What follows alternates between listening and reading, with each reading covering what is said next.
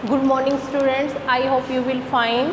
आज हम कक्षा 12th विषय हिंदी, आपकी बुक का नाम है अरो भाग 2 काव्यखंड और कुंवर नारायण द्वारा रचित बात सीधी थी पर आज हम कविता करवाने जा रहे हैं, जो कि कुंवर नारायण द्वारा रचित काव्य संग्रह कोई दूसरा नहीं से ली गई है। इसके हमने पिछले वीडियो में 2 स्टैंजा करवा दिए हैं, जिसमें कथ्य का द्वंद्व दिखाया गया है कि किसी भी कथ्य को अगर हम सीधे रूप से सीधी सरल भाषा में स्पष्ट करते हैं तो वह काफ़ी प्रभावशाली होता है, लेकिन उसमें अगर शब्दों का चमत्कार करके उसको प्रकट किया जाए तो वही जो कथ्य है वो कमज़ोर हो जाता है, प्रभावहीन हो जाता है।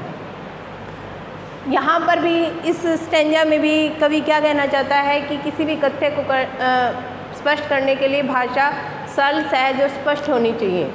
भाषा में चमत्कार उत्पन्न करने के लिए हमें उसमें जटिल शब्दों का प्रयोग नहीं करना चाहिए। देखिए इस स्टैंजे को, यहाँ पर कवि ने एक एग्जाम्पल भी दिया है। जैसे कोई कारीगर है, किसी पेच को किसी चूड़ी पर कसता है, यदि वह निर्धारित चूड़ी तक पेच को कसता है तब तक तो वह ठीक है। यदि वह ज़्यादा पेच को कस देता है तो वो चूड़ी भी मर जाती है और जो पेच की पकड़ होती है वो ढीली रह जाती है। पेच की पकड़ ढीली रह जाती है और भले ही उसको कारीगर ठोक कर उसको दिखाता है कि ये मजबूत हो गया, लेकिन वह वैसी मजबूती नहीं प्राप्त करता जो चूड़ी मर जाने पर जो चूड़ी बिना मरे करता है। ऐसे ही कवि ने यहाँ क्या स्पष्ट किया है कि कथ्य के लिए भाषा सरल से स्पष्ट होनी चाहिए, उसमें जटिल शब्दों का प्रयोग करके भाषा को चमत्कारपूर्ण नहीं बनाना चाहिए। इससे आपका जो कथ्य है, जो आपकी भावों के व्यक्ति है, वो नष्ट हो जाती है। तो कथ्य को स्पष्ट करने के लिए भाषा हमारी सहज, सहज और स्पष्ट होनी चाहिए। यहाँ पर ये प्रकट करते क्या कहते हैं, आखिरकार वही हुआ जिसका मुझे डर था, जोर जबरदस्त से बात की चूड़ी मर गई। यहाँ कवि कहता है आखिरकार यानी अंत में क्या हुआ, वही बात हुई। क्या बात हुई? जिसका मुझे भय था। किस चीज़ का भय था कवि को? कि जो मेरी भाषा है, भावों की अभिव्यक्ति है, कहीं उसका प्रभाव नष्ट न हो जाए। लेकिन वही बात हुई, जोर जबरदस्ती से बात की चूड़ी मर गई। मैंने अपने भावों के अभिव्यक्ति के लिए जिन जटिल शब्दों का प्रयोग किया, भाषा में को चमत्कारपूर्ण बनाया, उसके कारण क्या हुआ, जो मेरे भावों की अभिव्यक्ति थी वो दब कर रह गई, वो प्रभावहीन हो गए और वह भाषा में बेकार घूमने लगी। और जो कथ्य है मेरा, प्रभावहीन होने के बाद भाषा में केवल भाषा ही उछल कूद करने लगी। उछल कूद का यानी कि बेकार में ही भाषा रह गई, उसका कोई भी अर्थ नहीं रहा। हार कर मैंने उसे कील की तरह उसी जगह ठोक दिया।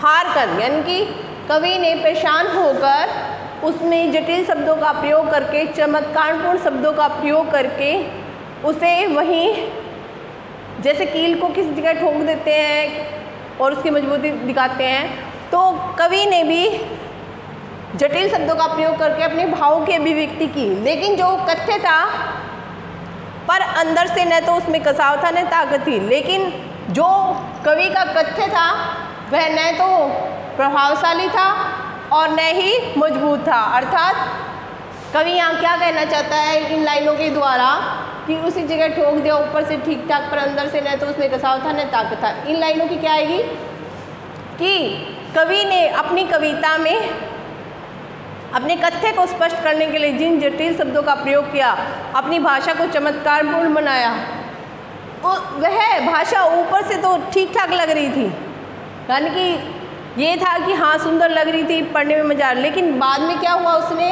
उसमें जो प्रभाव होना चाहिए था, प्रभावशाली होनी चाहिए थी, ना तो वो प्रभाव था और ना ही वह मजबूती थी।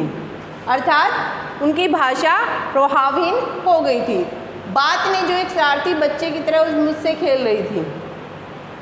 अंत में जो कविता का कथ्य है, बात है, उसने एक शरारती बच्चे के रूप में कवि से कहा कि मुझसे खेल रही थी, कि आप मेरे साथ जो खेल रहे हैं, यानी कि शब्दों का खेल खेल रहे हैं, उसका कोई असर नहीं होने वाला।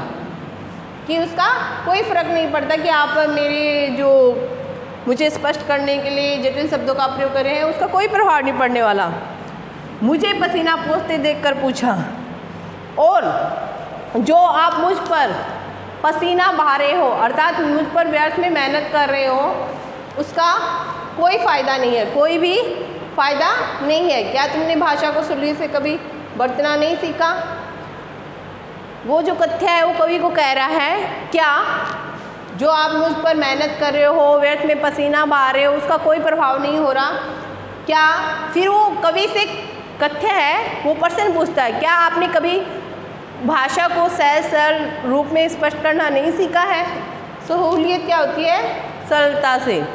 कहते हैं सरलता से क्या तुमने कभी भाषा का प्रयोग करना नहीं सीखा, अर्थात आप बेकार के कवि हैं। क्यों? क्योंकि आपने कभी भाषा को सहज से स्पष्ट शब्दों में कहना नहीं सीखा।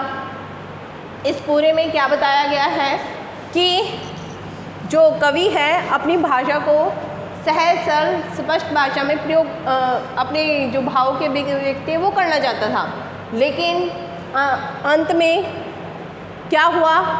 कवि अपने कथ्य को स्पष्ट करने के लिए उसने जटिल शब्दों का प्रयोग किया, भाषा को चमत्कारपूर्ण बना दिया, जिसके कारण जो उसका भाव थे वो दबकर रह गए, प्रभावहीन हो गए, और लास्ट में कथ्य खुद एक शरारती बच्चे की तरह कवि से कहता है कि क्या आपने कभी भाषा को सहज सरल रूप में प्रयोग करना नहीं सीखा? इस पूरे की यही है व्याख्या। आई थिंक बहुत इजी है, आपको अच्छे से समझ में आ भी गई होगी। और विशेष में जैसे कील की तरह ठोकना, यानी कि भाषा का सही प्रयोग करना, और पसीना पोंछना, चूड़ी मरना, ये मुहावरों का प्रयोग किया गया है जो आप विशेष में लिखेंगे। ठीक ठाक में अनुप्रास अलंकार का प्रयोग है, ऐसे आप इसमें से अलंकार छाट के लिखेंगे।